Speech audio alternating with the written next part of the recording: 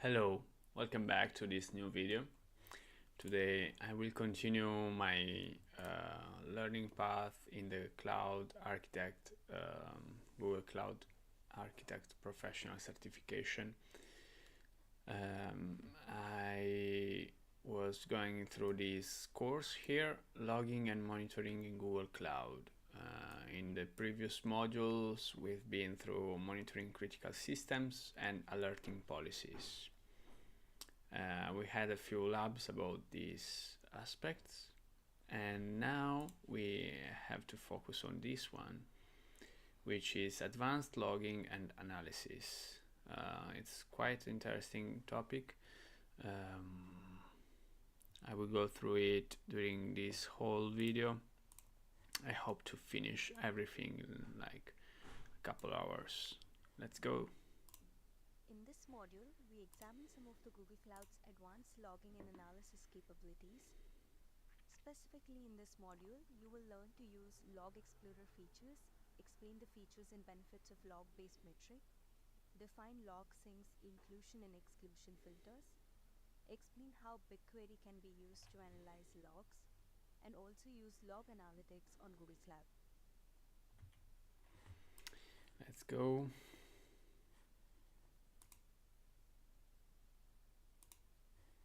As we learned earlier, cloud logging allows you to store, search, analyze, monitor, and alert on log data and events from Google Cloud. It is a fully managed service that performs at scale and can ingest application and system log data from thousands of VMs. In this section, we will go through logging architecture and understand its use cases. Logs is one of the top most visited section in Google Cloud Console and one of most transitional, which indicates that it is an important component for many scenarios. End users need logs for troubleshooting and information gathering, but don't want to be overwhelmed with the data. Logs are the pulse of your workloads and application. Cloud logging helps you to gather data from various workloads, and this data is required to troubleshoot and understand the workload and application needs. It helps you to analyze large volumes of data.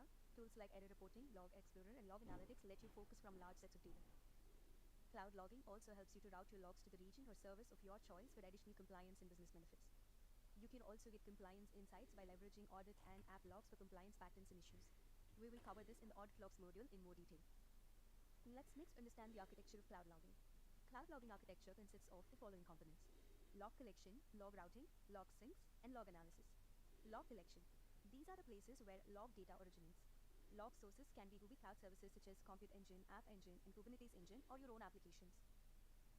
The log router is responsible for routing log data to its destination. The log router uses a combination of inclusion and exclusion filters to determine which log data is routed to each destination. Log sinks are destinations where log data is stored. Cloud logging supports a variety of log sinks, including Cloud Logging Bucket, Cloud Pub Subtopics, BigQuery, Cloud Storage Buckets. Each of these has various benefits, such as Cloud Logging Log Buckets are storage buckets that are specifically designed for storing log data, whereas Cloud Pub Subtopics are topics that can be used to route log data to other services, such as third-party logging solutions. BigQuery is a fully managed petabyte-scale analytics data warehouse that can be used to store and analyze log data. Cloud Storage Buckets provide storage of log data and cloud storage. Log entries are stored in JSON files. Log analysis. Cloud logging provides several tools to analyze logs. These include Log Explorer, error reporting, log-based metrics, and log analytics. Logs Explorer is optimized for troubleshooting use cases with features like log streaming. Error reporting helps users react to critical application errors through automated error reporting and notifications. Log-based metrics, dashboards, and alerting provide other ways to understand and make logs actionable. Log Analytics feature expands the toolset to include ad hoc log analysis capabilities.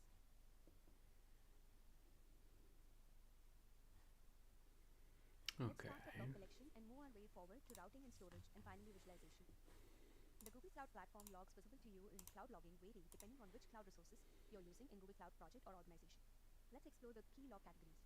Platform logs are logs written by Google Cloud services. These logs can help you debug and troubleshoot issues and help you better understand the Google Cloud services you're using. For example, VPC flow logs record a sample of network flows sent from and received by VM instances. Component logs are similar to platform logs, but they are generated by cloud-provided software components that run on your system. For example, GKE provides software components that users can run on their own VM or in their own data center.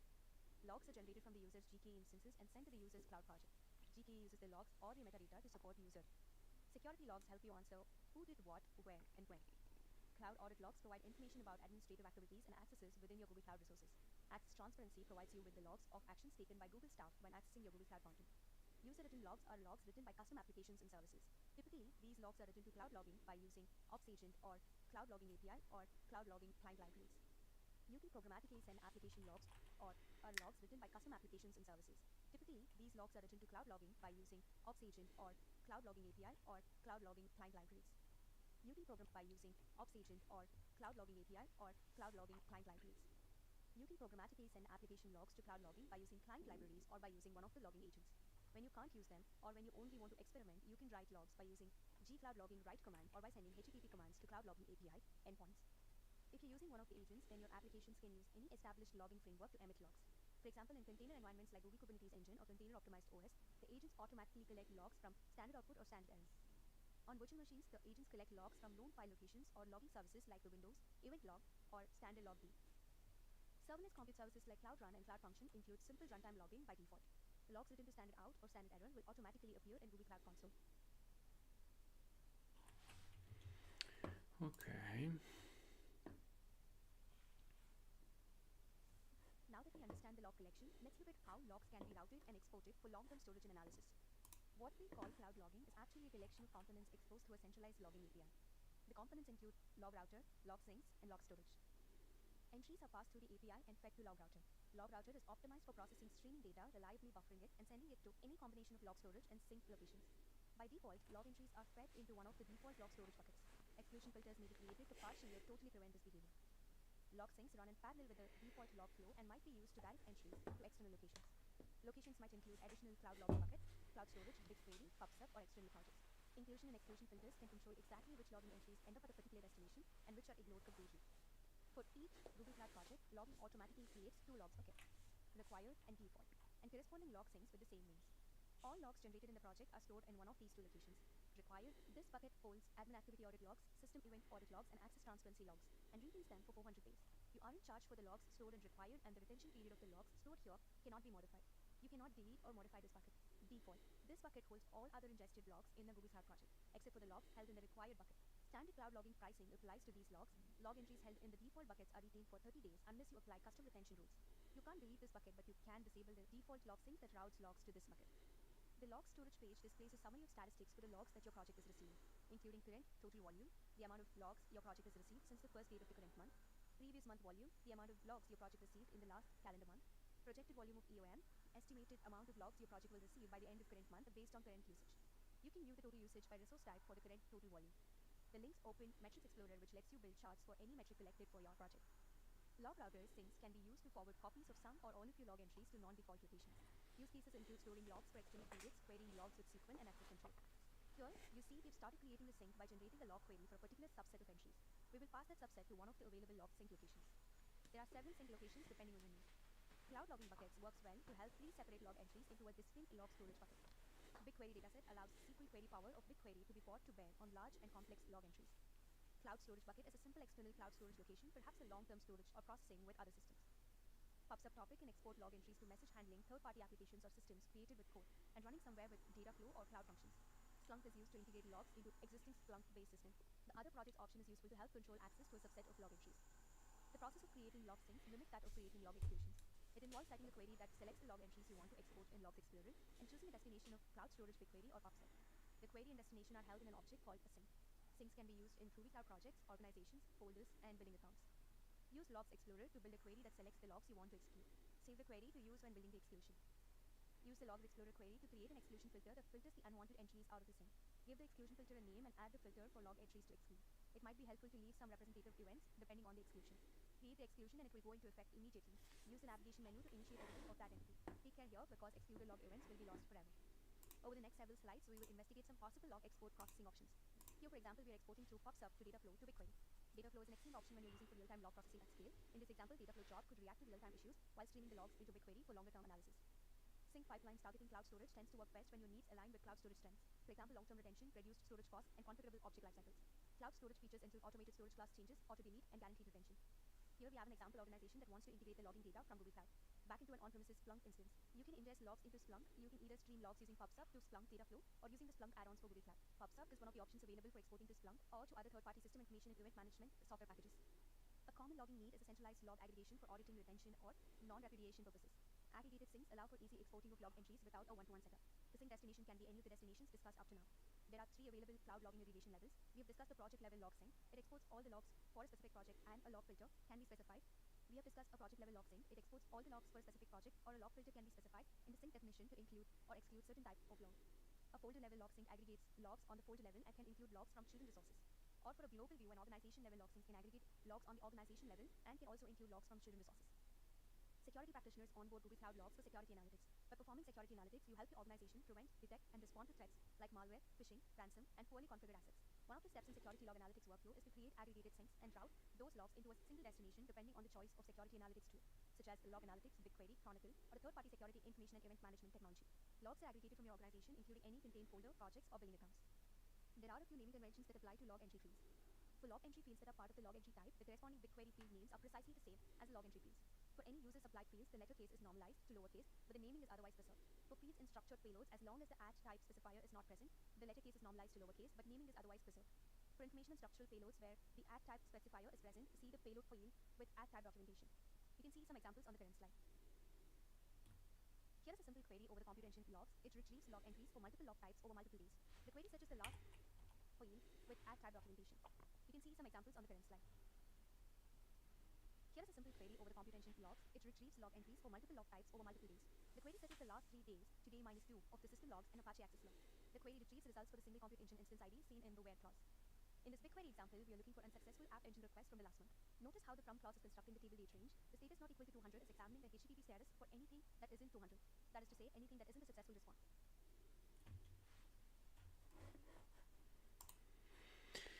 Okay, so there's a standard naming and that makes possible querying huge amounts of logs in BigQuery. Once you've collected logs and routed to the right destination, now is the time to view and query logs. The Logs Explorer interface lets you retrieve logs, parse and analyze log data, and refine your query parameters. The Logs Explorer contains the following pane: the action toolbar to refine logs to projects or storage views, share a link, and learn about Logs Explorer. Query pane is where you can build queries, view recently viewed and saved queries, and a lot more. Results toolbar is used to quickly show or hide logs and Instagram page, and create a log-based metric or alert. Jump to now option helps query and view the current time results. Query results is the details of results with a summary and timestamp that helps troubleshoot further. A log fields pane is used to filter your options based on various factors such as resource type, log name, project ID, etc. Histogram is where the query result is visualized as histogram bars, where each bar is time range and is color-coded based on security. Ultimately, it's the query that selects the entries displayed by Logs Explorer. Queries may be created directly with the logging query language, LQL, using the drop-down menus, the Log Scale Explorer, or by taking fields in the results themselves. Start with what you know about the entry you're trying to find. If it belongs to a resource, a particular log file, or has a known severity, use the Query Builder drop-down menus. The Query Builder drop-down menus make it easy to narrow down your log choices. Resources lets you specify resource type. You can select your single resource at a time to add the Query Builder. Entries use the logical operator AND. Log name lets you specify log name. You can select multiple log names at once to add the Query Builder. When selecting multiple entries, the logical operator OR is used. Severity lets you specify severity. You can select multiple severity levels at once to add to the Query Builder. When selecting multiple entries, the logical operator OR is used. The next several slides are included for reference. Advanced queries support multiple comparison operators as seen here. The equal or non-equal operators help filter values that match or not match a value assigned to a field group. These are values when you search for a specific resource type or ID that you want to evaluate. Numeric operators are handy when searching for logs, filtering a timestamp or duration. The colon operator helps check if a value exists. It is useful when you want to search or match a string or a substring within a log entry field. To test if a missing or defaulted field exists without testing for a particular value in the field, use the :* operator. If you're looking for a specific set of log entries and have a rough idea when they would have been generated, start by narrowing for a specific time range. You can select one of the pre-created choices, set a custom range, or jump to a particular time. The log fields pane offers a high-level summary of logs data and provide a more efficient way to refine a query. It shows the count of log entries sorted by decreasing counts for the given log field. The log field counts correspond to the time range used by the histogram panel. You can add fields from the log fields panel to the Query Builder to narrow down and refine a query by clicking a field. When a query is run, the log field counts are incrementally loaded as the log entries are progressively scanned. Once the query is complete, it is indicated by the completion of the view progress bar. You see the total counts of all log fields. The histogram panel lets you visualize the distribution. Okay, I'm quite familiar with these. In the first form, the log entries is searched. In the second, I had quite a few experience for a long time using the Log Explorer tools. Let's see this. Operators and or a short circuit of. As mentioned earlier, start with what you know: the log file name, resource name, even a bit of contents of the log message. Full text searches are searches to an entry ratio. You can use the specify the this discussion and cover some of the tips for finding log entries quickly. Label field. Limit the time range that you're searching to the log that is being queried.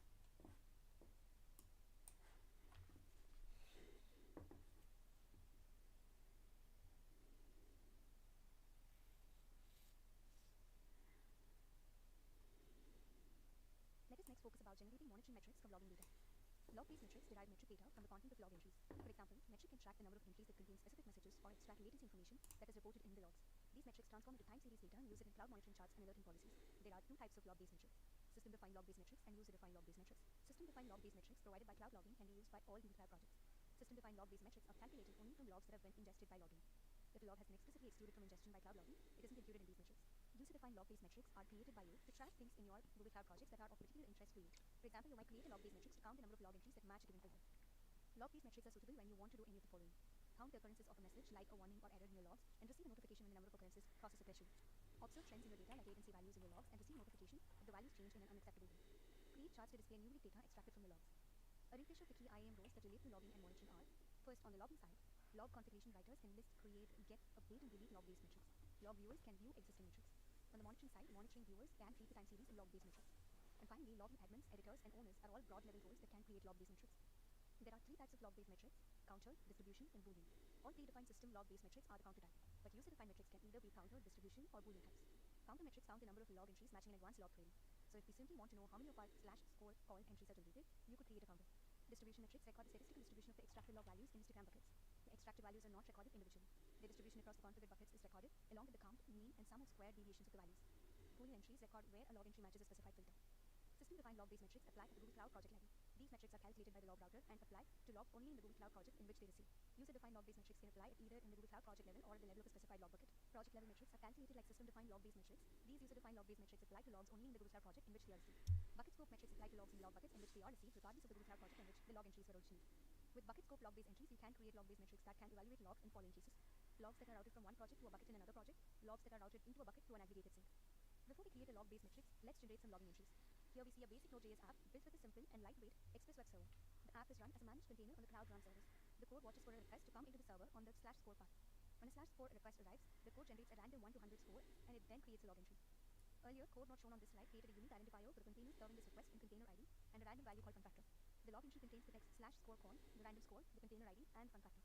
Lastly, a basic message also containing the score is sent back to the browser. If you're ready to understand how to access project logs, use the query builder. In the list of entries, we've located one of the /score call entries. Now we can filter to select those entries by clicking /score call and selecting show matching entries. Imagine we have generated some load on our Cloud Run sample application and we would like to use the log events to generate a log-based metrics. As defined earlier, there are two fundamental log-based metric types: system log-based metric and user-defined log-based metric. The latter is what we are creating now. Note the create metric button at the top of the interface.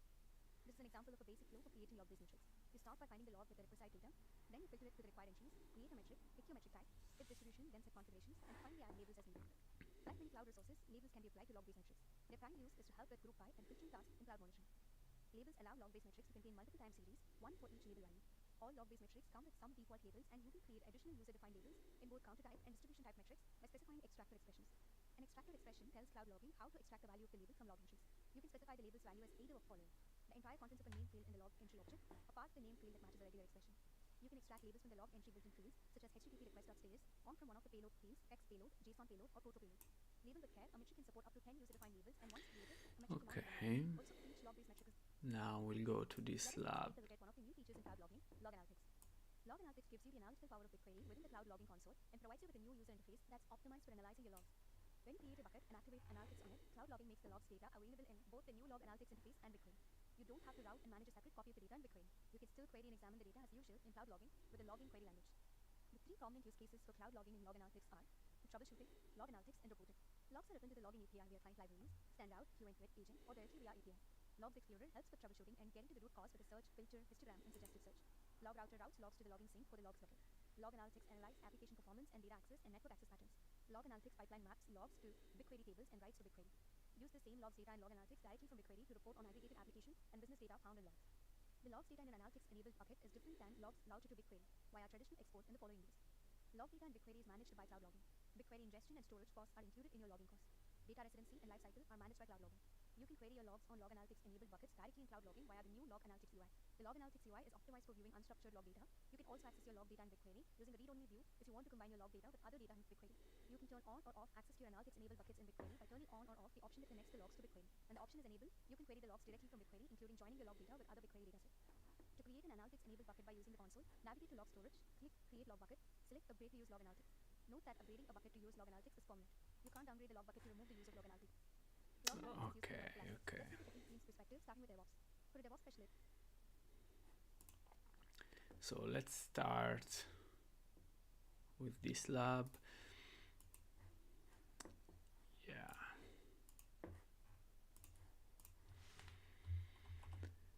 Okay, let's go. What the fuck? I want English.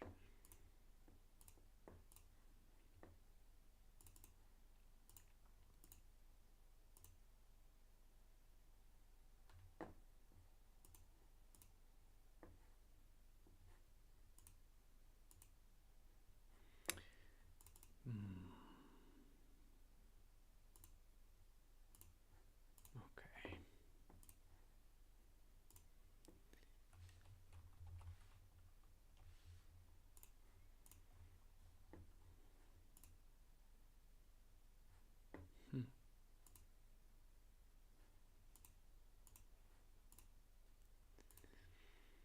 Okay, therefore, let's see the first task. Overview, the demo application used in the lab. To use a concrete example, you will work through a scenario based on this microservices demo sample app deployed to a GKE cluster. In this demo app, there are many microservices and dependencies among them.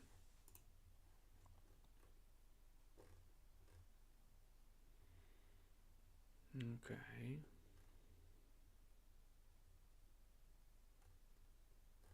Nice. Therefore, setup and requirements. Okay, how to start to lab, blah, blah, blah. Task 1, infrastructure setup. So let me see. Okay, this is clear. Verify the GKE cluster. So in Cloud Shell, config set compute zone. Now let's go into Cloud Shell here. Continue. Authorize. Nice. Let's go. Come on. Got it. So gcloud config set compute zone US Central 1. We first of all set as default zone US Central 1C. Then use the following command to see the cluster status. So gcloud container clusters list. We see the GKE clusters. So day 2 ops, blah blah blah. The machine type is this one. The master of the cluster has this IP. And we have 3 nodes in the cluster. Okay, therefore, once your cluster has running status, get the cluster credentials. It's running. Therefore, with container clusters, get credentials, day 2 ops, region US Central 1.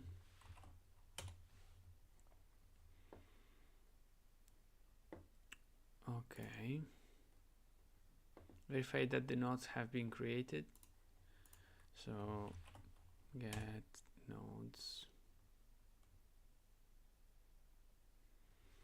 Okay, therefore we have these nodes active.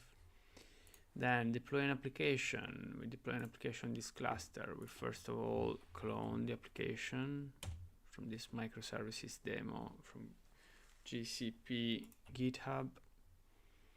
We move to the newly created folder and kubectl apply f release kubernetes manifest YAML. So if we go here, we have a Kubernetes manifest, and we will first of all create this. We run this apply command, which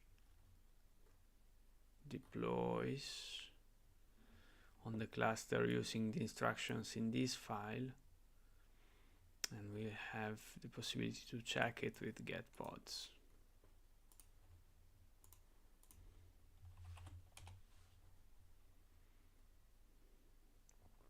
Okay, so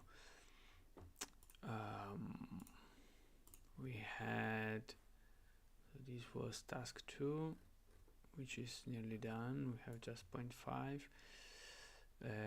So we have all these services now. All these services here are now running here. Yeah, I'm not sure if you can see them. No, I think not.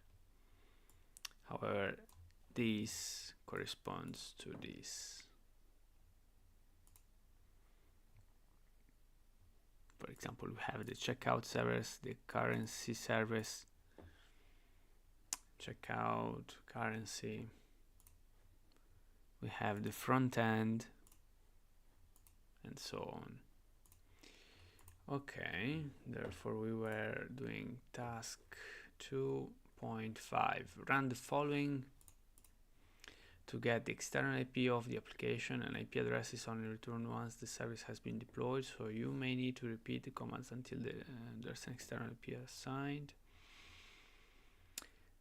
Therefore, the command will be like export external IP, getting it from kubectl get service frontend, blah blah blah. And then we will print the same variable we just required to be saved in external IP. Nice. Therefore now finally confirm that the app is up and running. We run a curl command -o dev null blah blah blah, and we give this URL. We get the HTTP code that is being returned by calling this, make a request to this URL. Okay, so we had a 200, which means we successfully have deployed the microservices. So now we can go and check in Kubernetes Engine workloads. Now from the left menu, click Gateway Service Ingress, verify that all services are okay. We can do this Kubernetes Engine overview, workloads, and then gateways.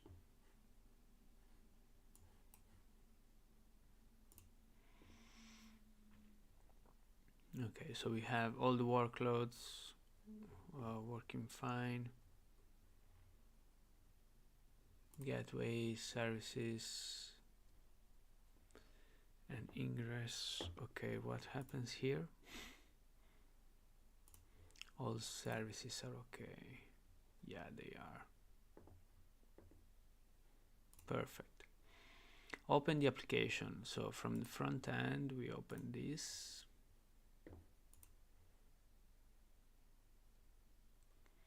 It should open the application, and you will have a page like the following. You may need to click a continue to site button if prompt. Continue to site. Okay, so we have the application running.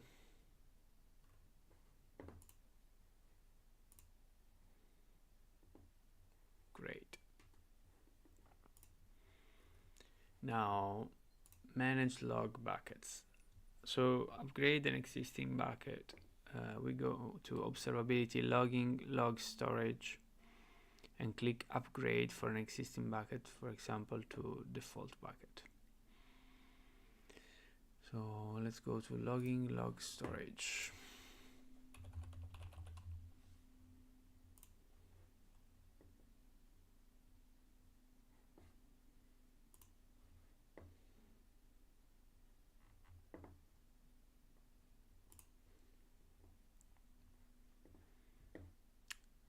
Okay, upgrade to use log analytics, upgrade.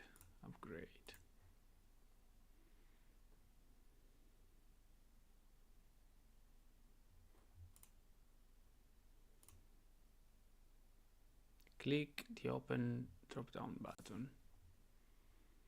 Select the view all logs.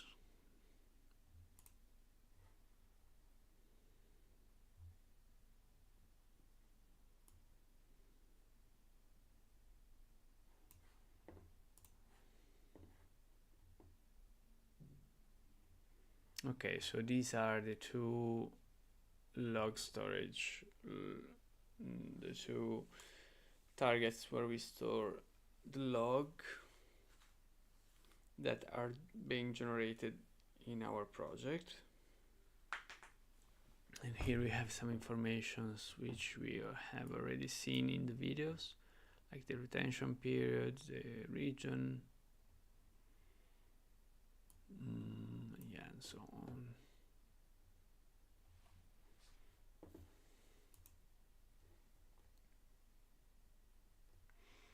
Then we need to create a new log bucket. Create log bucket.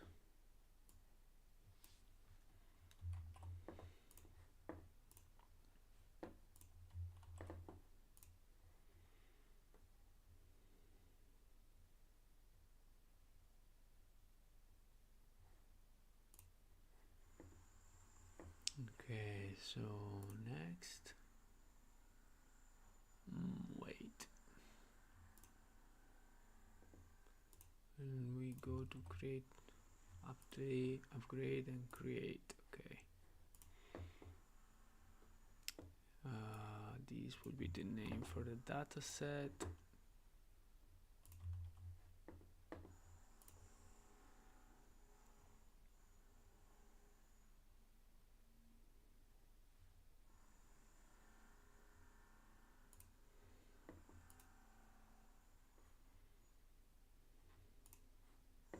Okay, so it's creating the bucket.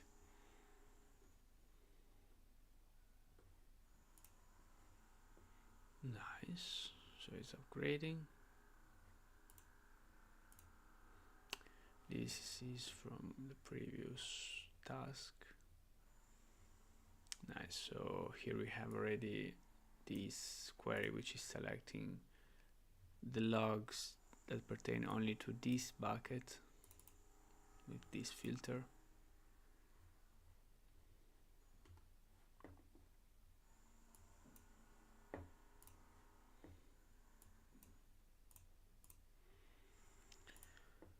Okay, right to the new log bucket. So we go to Logs Explorer, show query. Let's go.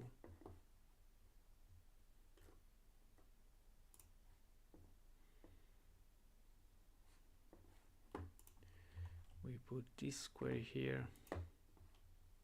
Click Actions, then click Create Sync.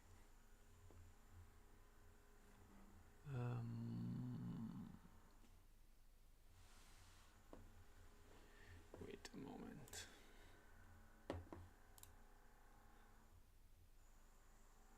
All the actions are here. So create sync. Provide a name such as day of sync.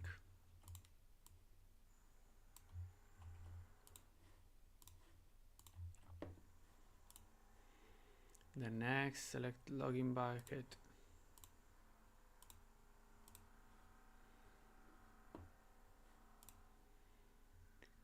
Select the new log bucket you just created. This one. Click next and then create sync.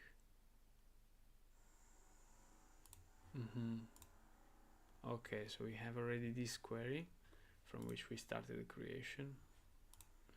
Therefore now we can create the sync. Wait a little bit and new sync should be created.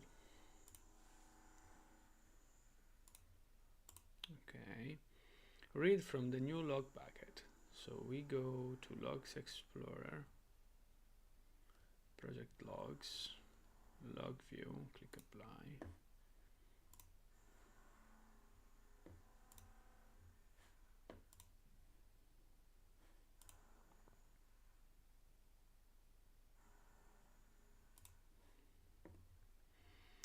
the new log bucket I just created, which is this one. Apply. Okay. So yeah, we can see a bunch of Kubernetes logs. Log analysis. Therefore, on log analytics,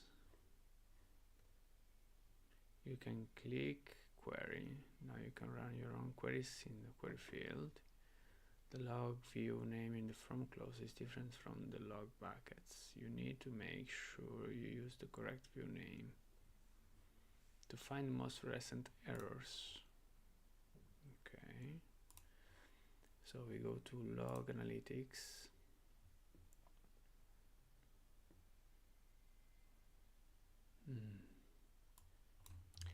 And we try to run this query here.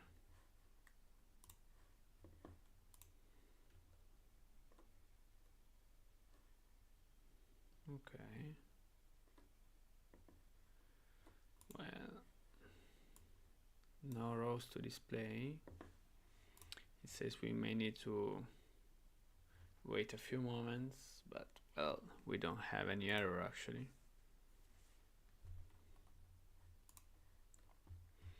To find the mean, max, and average latency.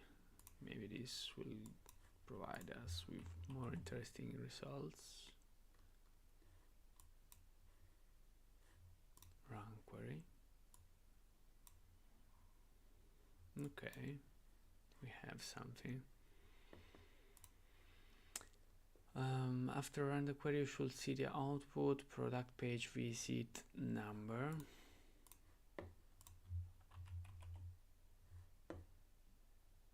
Run the query. We should see 1. Yeah. Nice. So sessions with shopping cart checkout. Maybe 1. I'm not sure if that counts. The one I did. Yeah. Not sure what this means. Congratulations.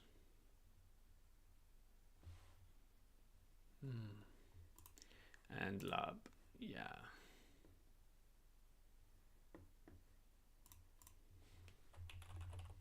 Normal, like, yeah. It wasn't the greatest lab in my life. Like, I didn't discover any particular thing here. This brings us to the end of the module. In this module, you learn how to use Log Explorer features, explain the features and benefits of log-based metric, define log sinks, both inclusion and exclusion filter, explain how BigQuery can be used to analyze logs, export logs to BigQuery for analysis, use log analysis. So let's go and see what they ask us in the quiz. Your manager wants a daily report of resource utilization by application. Where will the best export sink be? Daily report of resource utilization by application.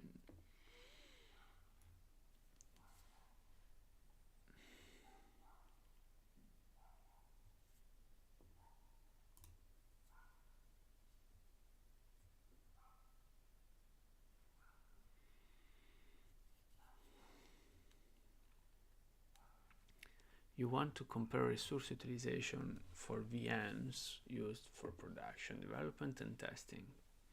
What should you do? Export all machine logs to cloud storage and use cloud functions to build reports based on VM tags. Not bad. Add a label called state to your VMs with the values dev, test, and prod. And group by that label in your monitoring chart. Not bad. Put those resources in different projects and use Dataflow to create an aggregation of log values for each. Sounds more professional. Name the VMs with a prefix like that.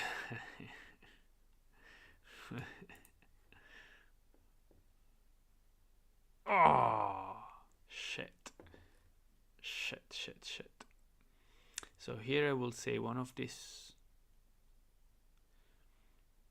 export to machine logs to cloud storage. I use cloud functions to build reports.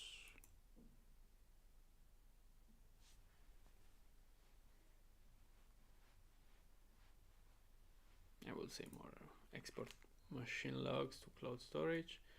And your manager wants a daily report of resource utilization by application. I will try cloud storage.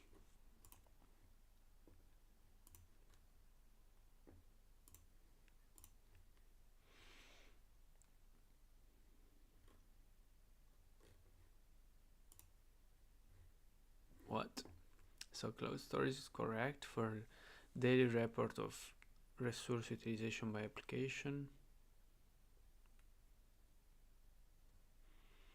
And it's not export. It's not put in different projects.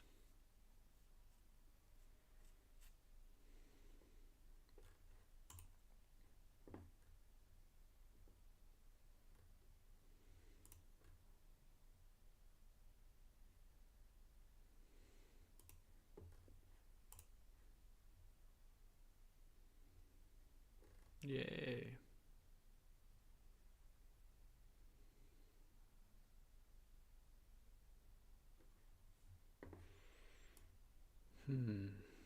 Okay, so to monitor the infrastructure, the platform, we use monitoring chart. Daily resource utilization by application will be in cloud storage. Logs in cloud storage, okay. Let's go with the next module. Welcome to the module Working with Cloud Audit Logs. In this module, we investigate the core cloud audit logs that Google Cloud collects. Upon completion of this module, you will be able to explain cloud audit logs, explain different types of audit logs and its features and functionalities, and also list the best practices to implement cloud audit logs.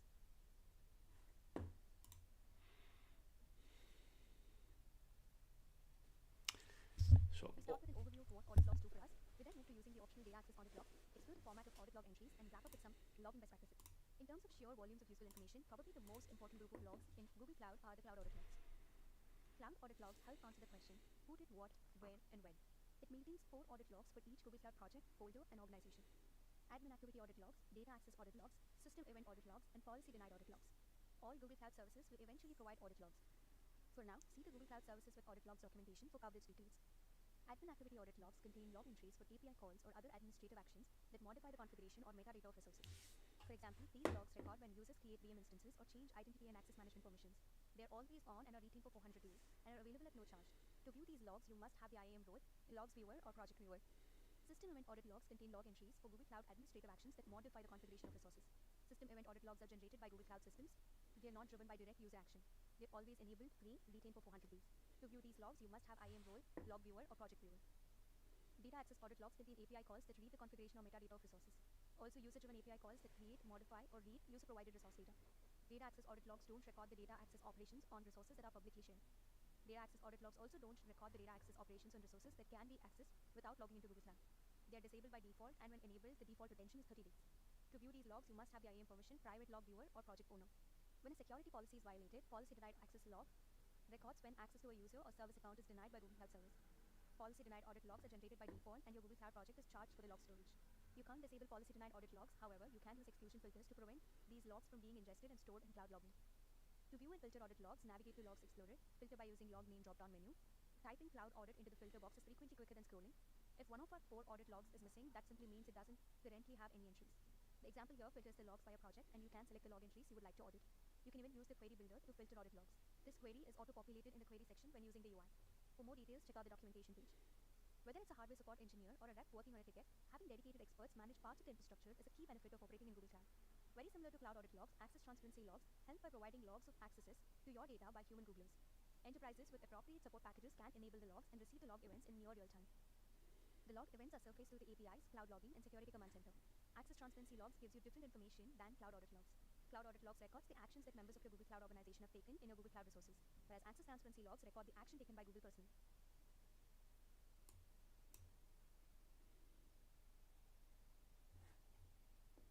Let's continue by looking at data access audit logs. Data access audit logs can be enabled at various levels in the resource hierarchy. These levels include organization, folder, project, resources, and billing accounts. We can also exempt principals from recording data access logs. The final configuration of data access audit logs is the union of the configurations. For example, at a project level, you can enable logs for a Google Cloud service, but you can't disable logs for a Google Cloud service that is enabled in a parent organization or folder. The added logging does add to the cost, currently 0.50 per gigabyte per ingestion. Data access audit logs are disabled by default for everything but BigQuery. They may be enabled and configured at the organization, folder, project, or service level. You can control what type of information is kept in the audit log. There are three types of data access audit logs information: admin read, data write. Admin read records operation that read metadata or configuration information. For example, you looked at the configuration for your bucket. Data read records operations that read user provided data. For example, you listed files and then downloaded one from the cloud storage. Data write records operation that write user provided data. For example, you created a new cloud storage file. You can exempt specific users or groups from having their data access recorded. This functionality comes in handy when you want to reduce the cost and noise associated with the volume of logs that are not of your interest. Data access audit logs can be of high volume, so cost associated is directly proportional to the volume of data logs. You can also use the Google Cloud CLI or the API to enable data access audit logs. If you're using the G Cloud CLI frequently, the easiest way is to get the current IAM policies as seen in step 1 and write them to a file. Then you can edit the /tmp/policy.yaml file to add or edit the audit log configs. You can also add the log details per service, like this example is enabling logging for CloudRun. You can even enable logging for all services. Then as seen in step 3, you can set that as the new IAM policy.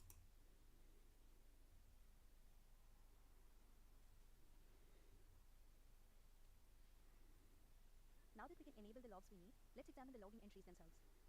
Every audit log entry in cloud logging is an object of type log entry. What distinguishes an audit log entry from other log entries is the proto payload field, which contains an audit log object that stores the audit logging data. Note the log name, which tells us that we are looking at an example from data access audit log. Identify the principal generating log by looking at the principal email. The operations field only exists for a large or long-running audit log entries. Google has a standard list of official service names. You can use this list as a handy reference. On this slide, we can tell we are looking at a query that was run in BigQuery. If you expanded the service data field, you could actually see the query itself. So when someone at your organization runs that unexpected $40,000 query, you can figure out who ran it and what the query was.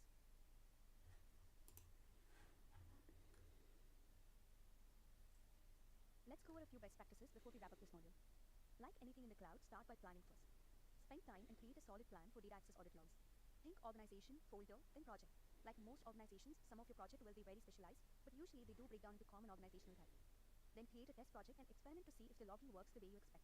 Then roll out the plan, and don't forget automation, infrastructure is core. Remember that data access audit logs can be enabled as high as the organization. The pro would be detailed information on exactly who accessed, edited, and deleted what and when. The con is that data access audit logs can grow to be large and are built per gigabyte. This also results in high queries per second based on the number of data access requests. Infrastructure as code is essentially the process of automating the creation and modifications to your infrastructure using a platform. The platform supports configuration files which can be put through a CI/CD pipeline, like with code. Terraform is an open source package from HashiCorp or paid for enterprise version. It isn't hosted directly in Google Cloud, though it's installed by default in CloudShell. State management is a decision point for your organization. It can be remote or local. Remote options include using Google Cloud Storage or Terraform Cloud. Local storage involves setting up something local to your organization or using the pay-to-use HashiCorp enterprise service. Audit logs also keep you informed of the resources provisioned using an IAC tool. It is really useful if you want to control log sync filters at the project level. With Terraform, you can set default exclude and include filters and have them applied to every project.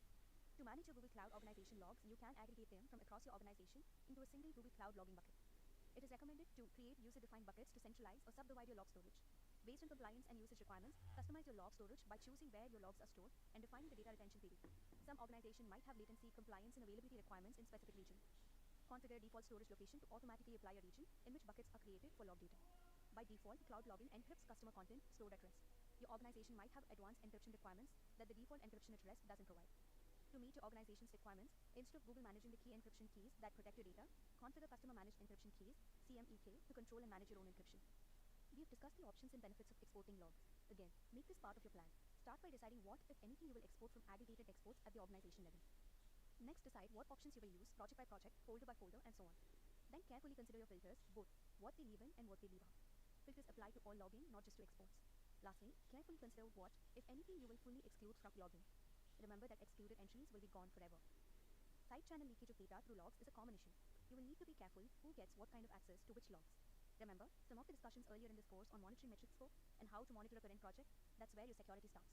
Are you monitoring project by project, or are you selectively grouping work projects into high-level monitored projects? Use appropriate IAM controls on both Google Cloud-based and exported logs, only allowing minimal access required to get the job done.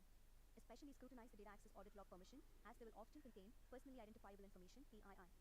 Log buckets store logs, including audit logs. Log views control access to logs in a log bucket. Custom log views can be created to control access to logs from specific projects or users.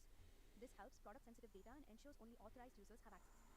Lastly, a few access scenarios starting with operational monitoring. Let's explore your high-level teams and assignments. By job, CTO, the source manager organization admin, so they can assign permissions to the security team and service accounts. The CTO can give the security team logging viewer, so they can view the admin activity audit logs. Also logging private log viewer, so they can view the data access audit logs. The view permissions are assigned at the organization level, so they are global. Access controls to data exported to cloud storage or BigQuery will be secured selectively with IAM. Data in data access audit logs is deemed as personally identifiable information for this organization. Integrating the application with Cloud DLP gives the ability to redact sensitive PII data when viewing data access logs, whether they are in data access audit logs or from the historical archive in cloud storage. Moving on to the development teams, the security teams is unchanged from the last slide. They already have logging viewer and logging private log viewer from the global assignment. The dev team might get logging viewer at the folder level, so they can see the admin activity audit logs for the projects within their development control. They probably also need logging private log viewer at the dev folder, so they can see the data access audit logs. Limit data they test with though, so they aren't viewing actual customer information. Again, use cloud storage or BigQuery IAM to control access to exported logs. Pre-building dashboards might also be a good option. From external auditors, provide pre-created dashboards wherever possible. If they need broad access, you might make them log viewer at the org level. For BigQuery, they could be BigQuery data viewer on the exported dataset. For cloud storage again, you could use IAM, but also remember the temporary access URLs that cloud storage supports. Nice. Therefore, now we have this quick lab, which has only 3 activities. It says 1 hour. I think it will take 15 minutes. Okay, we have what do we have there?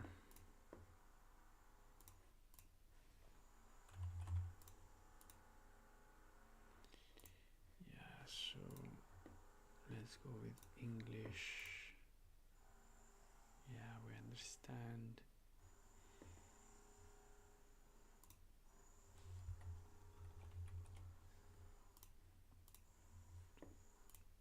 Okay.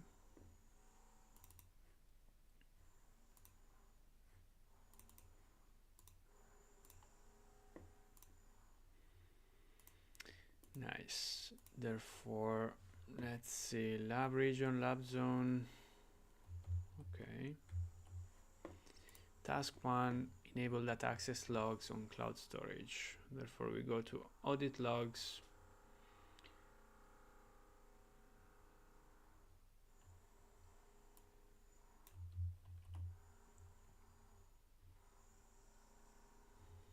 This should display the info panel with options log types.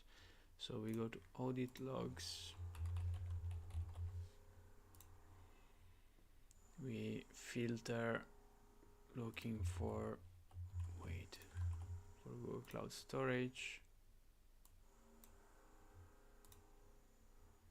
And now it says this will display the info panel with options on log types.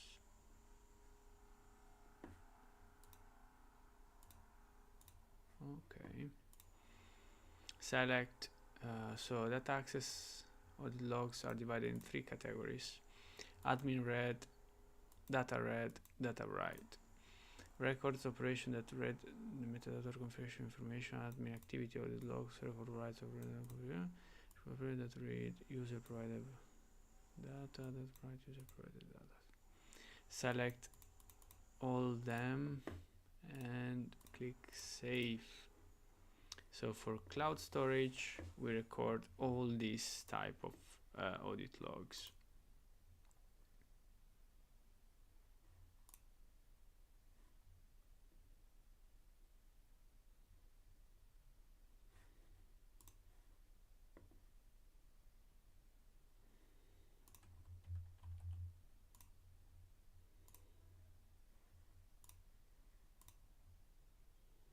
Okay.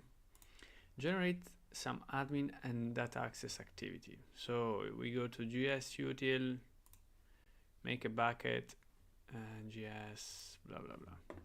Let's go. This is a first activity which will generate some logs of type, I think, administrative, not sure. Yeah, it should be admin. We create this bucket. Okay. Then make sure the bucket is successfully created. Let's say so. Yeah, we have it. Create a simple hello world type of text file and upload it to the bucket.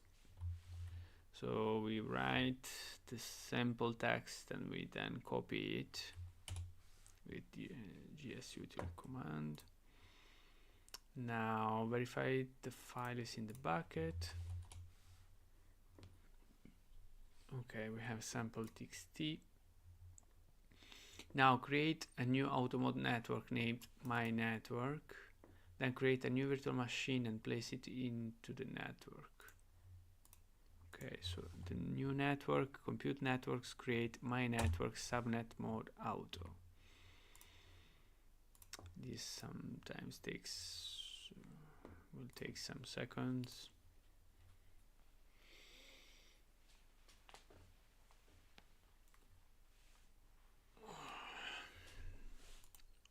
Okay.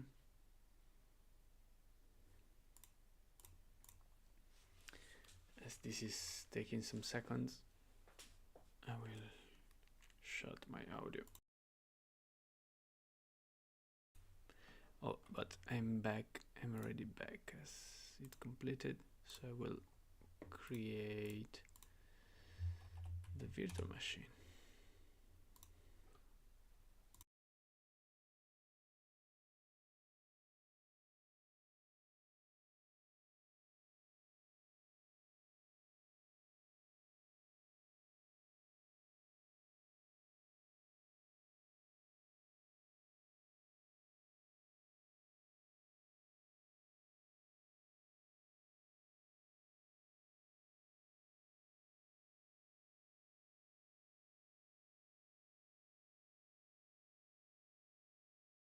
Okay, the virtual machine has been created successfully. Now we can check it and delete the storage bucket.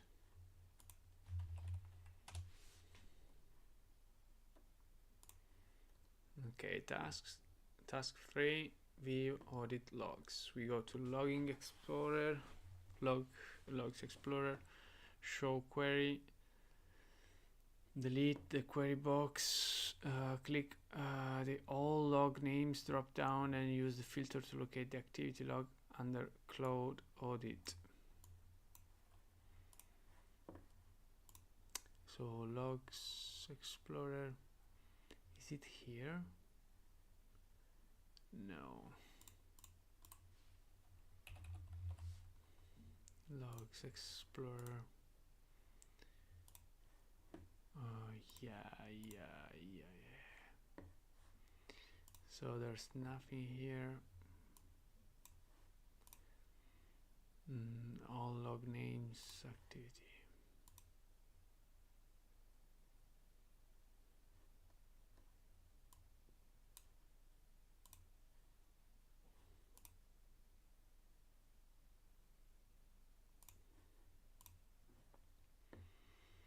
Okay, so here we have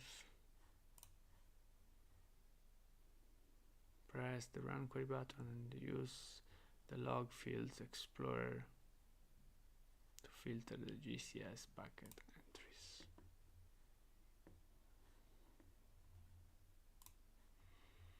Nice, so we have here the creation and the deletion. Storage bucket create, storage bucket delete. Locate the log entry for the new cloud storage was deleted. Expand the delete entry, then drill into proto payload authentication info. In the deletion, right? Yeah.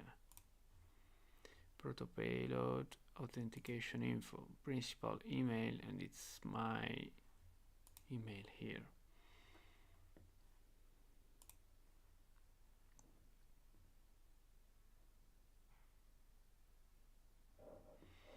Now, feel free to explore, blah, blah, blah. Delete the existing query and use all log names to view data access logs. Okay, so delete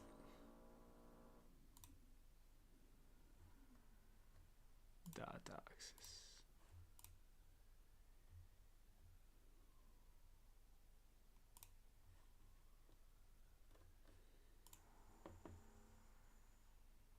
Okay, so delete list, create objects, create bucket list. Okay.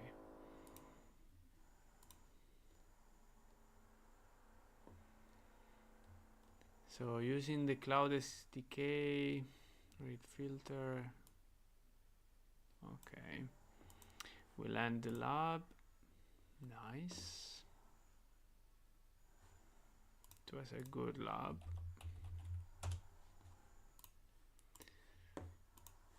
Okay. Therefore, next. And we have the module summary. That's a wrap to this short module working with cloud audit logs. Yeah, and now we have also a quiz. Explain the feature and functionalities of the different audit logs. List the best practices to implement audit logs. Why are the data access audit logs off by default? They can be expensive, may contain sensitive informations, and they can be large. If you want to provide an external auditor access to your logs, what IAM role would be best? Project viewer or maybe logging viewer? Yeah.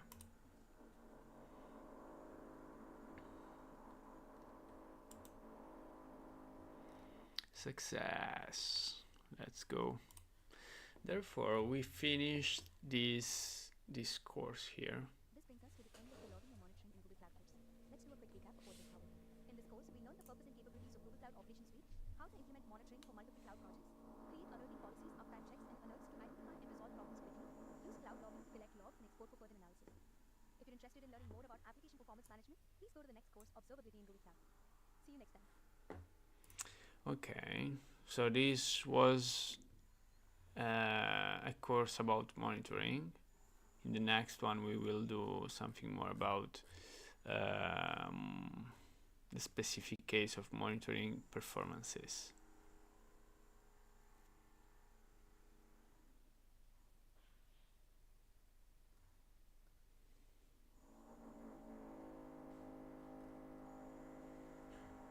Nice, interesting slides here. Okay. Also, these are the course resources. Next.